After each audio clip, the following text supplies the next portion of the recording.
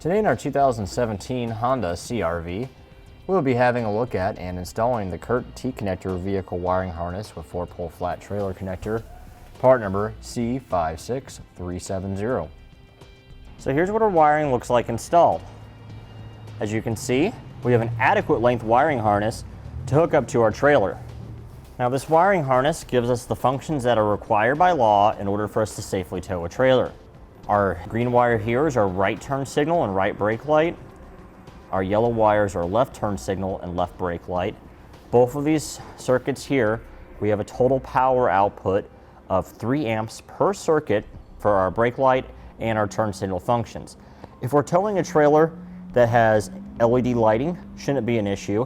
But if we're towing a trailer that has incandescent bulbs, if it's an older trailer, we may find if we have more than a couple bulbs on it, we may be drawing a little bit too much power. We might want to swap those bulbs over to LED so we can safely tow that trailer.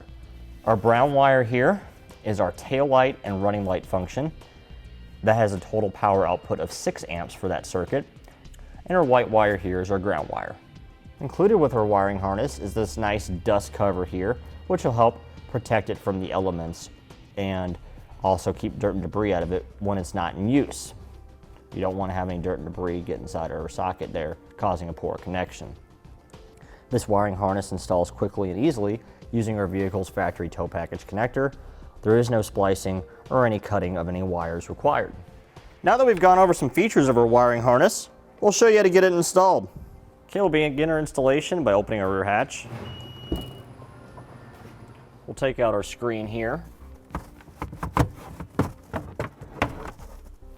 And we'll fold down both of our rear seats.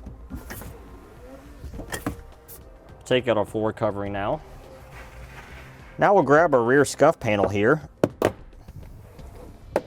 Pull up and remove it.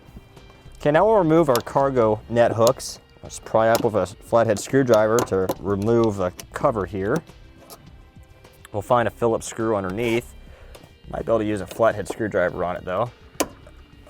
We have one on each side of the vehicle. The other side's the exact same way too. With those cargo hooks removed, we can lift up on the carpet here and remove it. Okay, now we can grab our center section here, lift up on it, set it aside. We have the center section here right next to our headliner. We'll grab it and pull down. Okay, now we have 2 plastic fasteners on our driver's side that we need to remove.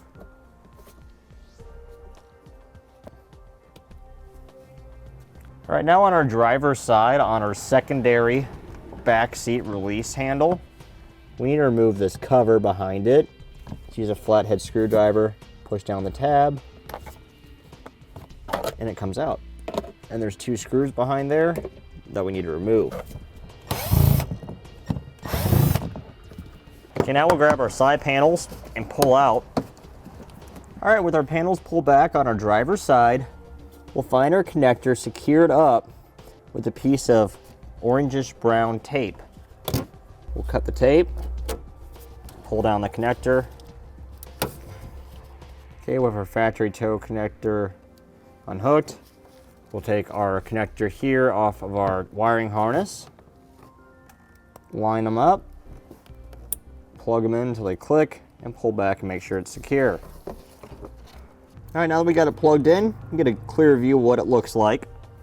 Now in our fuse holder here, we'll insert our 10 amp fuse and close our dust cover on up over it. Okay, we went ahead and zip tied up our module here to a wiring harness so we don't have to listen to it rattle around. With that done, we'll make sure our 4-pole flat wire feeds out underneath our panel into our spare tire well, and we can reinstall all of our panels. Want to make sure our weather stripping sits on top of all of our panels too.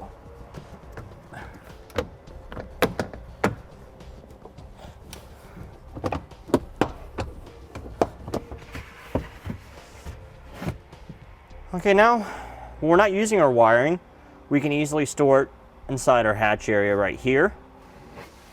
When we need to use it, we can lift up on our panel, Close that back down. Drape it to the side of our hatch latch. Shut our hatch on down.